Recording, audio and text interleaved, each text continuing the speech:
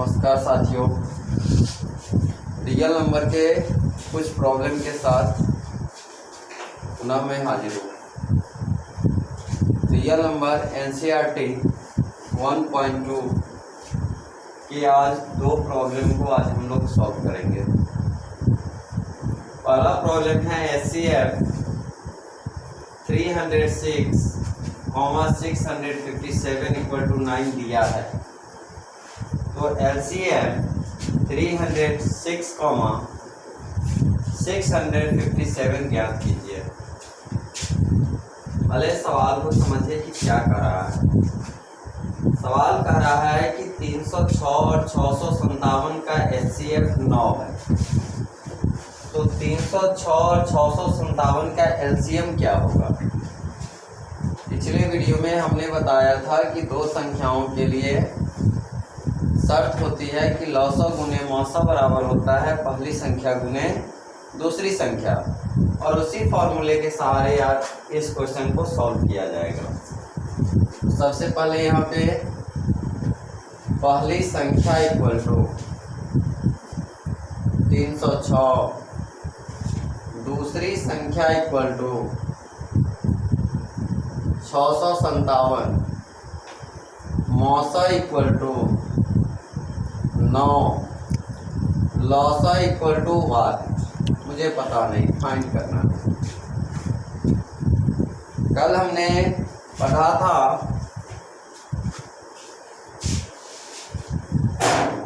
मौसा गुने लॉसा बराबर पहली संख्या गुने दूसरी संख्या।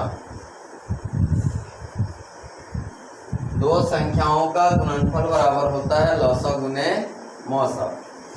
इस बात को हमने देखा था कल पिछली वीडियो में। अब यहाँ पे हमें क्या फाइंड करना है, लॉसा फाइंड करना है। तो जो फाइंड करना रहेगा और उसके साथ जो मल्टीप्लाई फैक्टर रहेंगे वो अगली दूसरे तरफ बाटा में चला जाता है। अगर मौसा निकालना रहेगा तो यही से ले लेंगे पहली संख्या गुने दूसरी संख्या बटे लॉसा।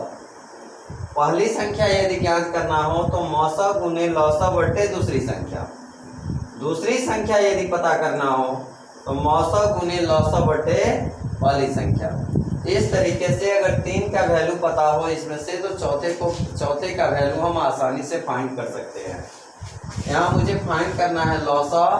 तो लॉसा बराबर क्या हो जाएगा, पहली संख्या गुने दूसरी संख्या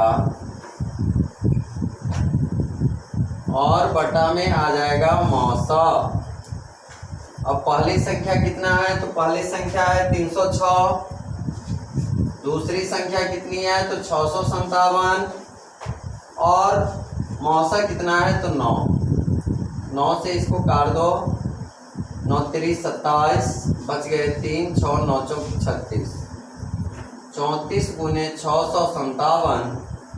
इसको यदि मैं गुना कर लो 657 को 34 से, 7 चौक 28, 5 चौक 20, 7 22, 6 चौक 24, 7 26, 7 या 21, 5 या 15, 2 17, 6 18, 19, 8 2 1 3, 7 6 13, 9 2 11, 1 12, 1। यही आंसर हो गए 12,338। नहीं शायद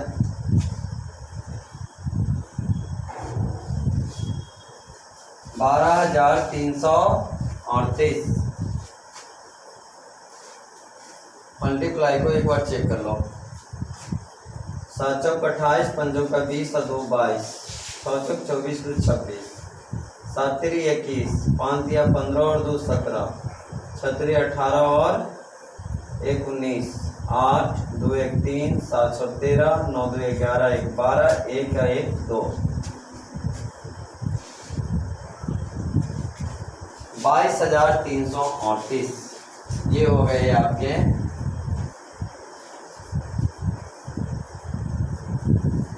आंसर। इस प्रकार के जो भी प्रॉब्लम हो उसको हम आसानी से इस प्रकार सॉल्व कर सकते हैं।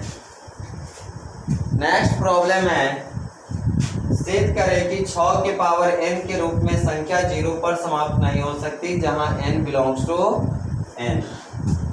स्मॉल n का जो है, स्मॉल n जो होगा वह किसी नेचुरल नंबर से बिलोंग करेगा।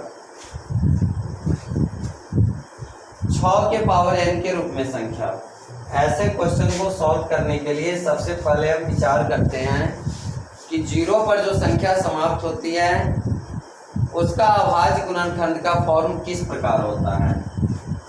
कुछ उदाहरण हम यहाँ देखते हैं। 0 पर समाप्त होने वाली संख्या 10, 20, 30, 40, ये सारे संख्या 0 पर समाप्त हो रही है। 2 से 5, तो 10 का गुणनखंड आया 2 गुने 5। 20 का ले लिया तो 10, 5। 20 का आ गया 2 गुने 2 गुने 5। और 30 का आ गया 2 से 15, 3 से 5। 30 का आ गया 2 गुने 3 गुने 5। और 40 का आता है 20, 2 से फिर लगा तो 10 और 2 से फिर लगा तो 5। 40 का आ जाता है 2 गुने 2 गुने 2 गुने 5। इस प्रकार यदि शून्य से होने वाली अगर जितने भी संख्या है, यदि किसी भी संख्या का यदि हम अभाज्य गुणनखंड निकालें तो हमें क्या मिलेगा? 2 और 5, 2 और 5, 2 और 5, 2 और 5। मतलब मेरा कहने का अर्थ ये है कि शून्य पर वही संख्या समाप्त हो सकती है जिसके अभाज्य गुणनखंड में और कोई फैक्टर हो या ना हो, उससे मुझे कोई मतलब नहीं है। लेकिन 2 और 5 निश्चित रूप से सम्मिलित होना चाहिए। केवल 2 होगा तो भी शून्य पर समाप्त नहीं होगी, केवल 5 होगा तो भी शून्य पर समाप्त नहीं होगी। लेकिन जिस संख्या के अभाज्य गुणनखंड में 2 और 5 दोनों सम्मिलित होगा वह संख्या निश्चय ही शून्य पर समाप्त होती है। इसी आधार पे इस क्वेश्चन को हम सॉल्व करेंगे। सबसे पहले 6 का पावर n दिया हुआ है, तो 6 का यदि हम अभाज्य गुणनखंड निकालें तो 2 से 3 मरतबे, तो 6 का अभाज्य गुणनखंड निकला 2 गुने 3। इसीलिए 6 का पावर n बराबर भी हो जाएगा 2 गुने 3 का होल पावर n। और होल पावर का मतलब क्या हुआ कि 2 भी n बार होंगे और 3 भी n बार होंगे। तो इससे क्या पता चलता है कि 2 और 3 ही केवल इसके अभाज्य गुणनखंड में है, 5 नहीं है। और हमने क्या बताया कि वह संख्या शून्य पर समाप्त होती है जिसके अभाज्य गुणनखंड में 2 एवं 5 दोनों सम्मिलित होते हैं। तो यहाँ पे लिखेंगे चूंकि 6 के पावर, चूंकि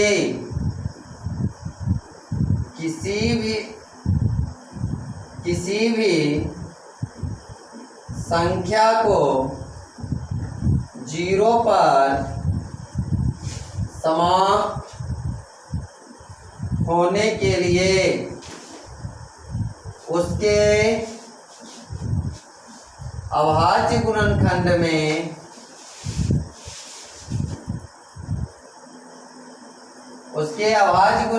में में 2 एवं 5 दोनों होना चाहिए। 6 का पावर n के अभाज्य गुणनखंड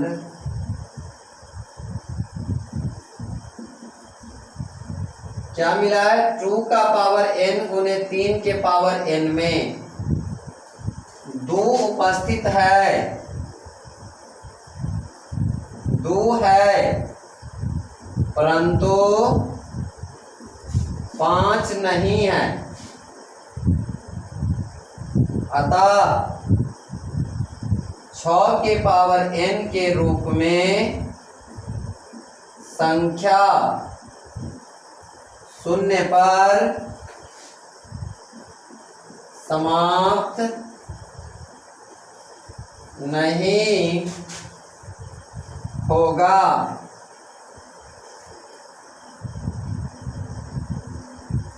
जहां small n belongs to